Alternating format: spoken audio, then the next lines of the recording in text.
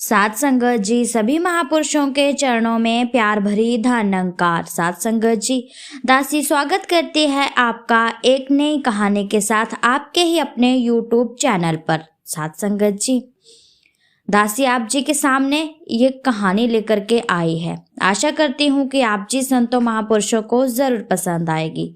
मुक्ति का रास्ता। तो आओ चलते हैं इस कहानी की ओर। श्याम नाम का एक लड़का था। बचपन में ही उसके पिता गुजर गए थे। अपनी माँ के साथ वो एक झोंपड़ी में रहता था। श्याम की उम्र लगभग 7-8 साल के बाद शिक्षा के लिए उसकी माँ ने उसे गुरुकुल में भेजने के विषय में सोचा। वैसे आश्रम काफी दूर था, परंतु कोई अन्य उपाय नहीं था। माँ भी उसके साथ रोज कैसे जाती, उसे भी मजदूरी के लिए रोज जाना होता था। श्याम रोजाना 2-2.5 मील दूर आश्रम में शिक्षा के लिए जाता था। जंगल से जाते हुए उसे बहुत डर लगता था। वह एक बार माँ से बोला, माँ मुझे जंगल से जाते हुए बहुत डर लगता है। माँ को बहुत दुख हुआ बेटे, पर उसे बहुत दया भी आ रही थी, पर उसके पास कोई हल नहीं था।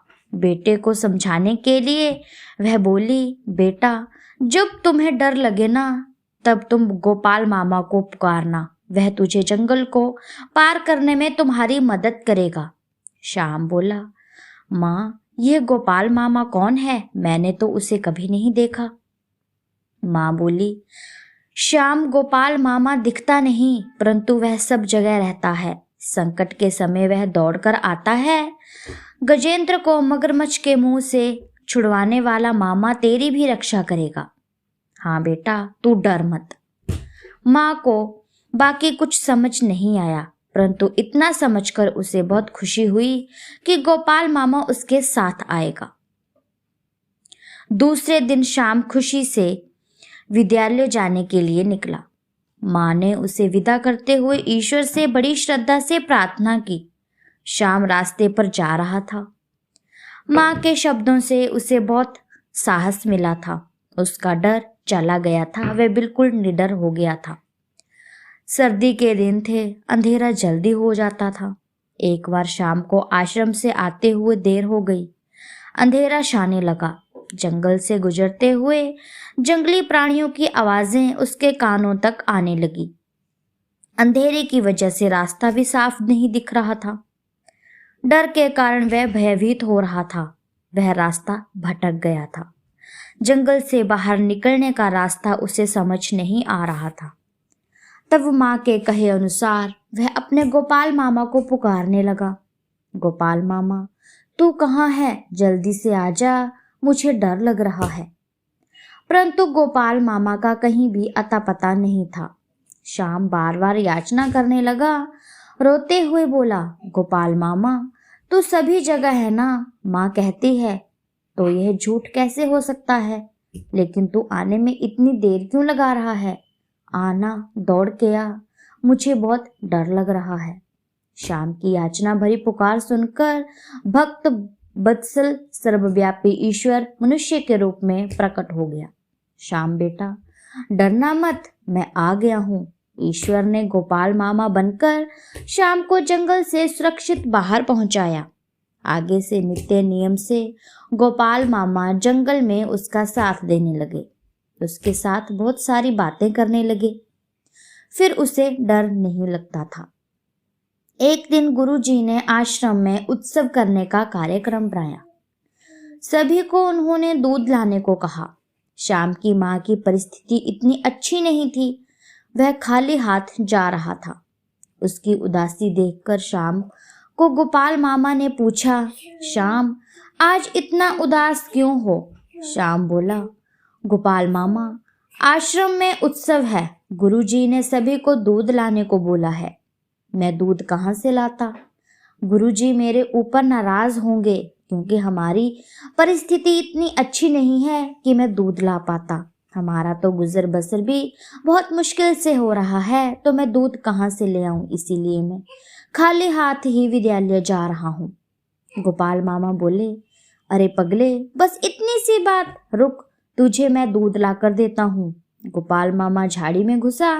थोड़े समय में वो एक लोटे में दूध लेकर आया। श्याम दूध का लोटा लेकर आश्रम में पहुंच गया, परंतु उसके हाथ का छोटा सा लोटा देखकर सारे बच्चे बहुत जोर जोर से हंसने लगे, उसका मजाक उड़ाने लगे। गुरुजी ने एक बड़ा सा घड़ा रखवा दिया। बच्चों ने कतार में खड़े होकर अपने अपने बर्तनों में से दूध उस घड़े में डालना शुरू कर दिया। जब सारे बच्चों ने दूध डाल दिया तब भी घड़ा आधा ही भरा था।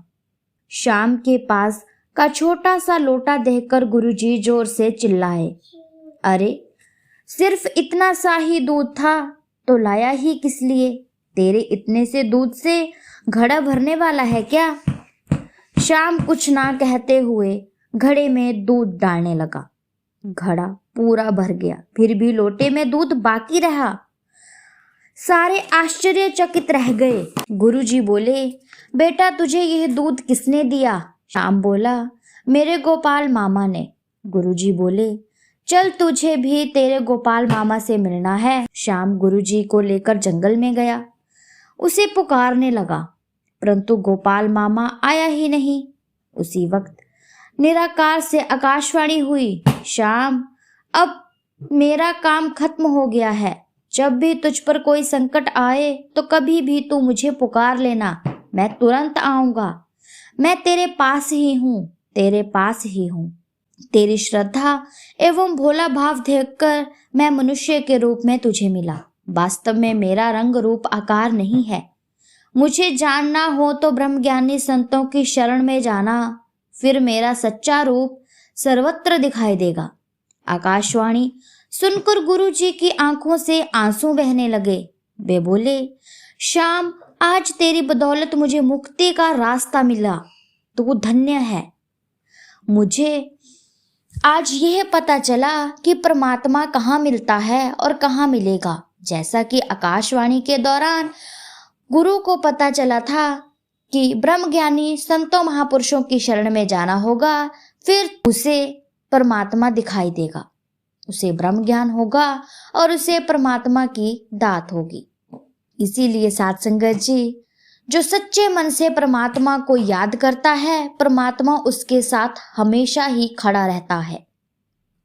लेकिन जो चालाकी, छल कपट, झूठ बोल करके परमात्मा को याद करते हैं, वो साध संगत जी याद नहीं करते, वो एक फॉर्मेलिटी पूरी करते हैं, जिससे कि भगवान खुश नहीं होते। उसे कभी भगवान ना ही तो दिखाई देते हैं और ना ही कभी उसकी सहायता करते हैं, क्योंकि साध संगत जी, भगवान छल कपटियों के दिल में बसते नहीं हैं, हमेशा ही भोले और प्यार भरे दिल में बसते हैं। इसीलिए साध संगत जी, एक झूठा कपटी आदमी होता है, उसने ब्रह्म ज्ञान ही लिया हो, लेकिन साध संगत जी फिर भी उसे परमात्मा नहीं दिखाई देगा, चाहे वो कितनी भी भक्ति कर ले, क्योंकि उसके मन में वैर होता है। इसीलिए साध संगत जी, हमने इस ब्रह्म ज्ञान की दात तो बख्शी है, लेकिन साध संगत जी हमें उस पर चलना भी आना चाहिए। जैसे कि कहा भी गया है कि गुरु के मार्ग पर चलना जैसे कि तलवार की धार पर चलने के बराबर होता है, तो ये कोई कोई ही चल पाता है। तो साध संगत जी, दासी भी आज आशा करती है, इस परम पिता परमात्मा से यही मांग करती है कि दासी को भी ऐसा बना दो कि तलवार की धार पर चलने के लायक हो जाए। तो साध संगत जी, दासी की प्रेरणादायक कहानी आप जी संतों महापुरुषों को अच्छी लगी हो तो चैनल को लाइक और सब्सक्राइब जरूर कीजिएगा। ऐसी ही प्रेरणादायक कहानियां मैं आप जी के सामने लेकर के आती रहूंगी। तब तक के लिए धन्य निरंकार जी।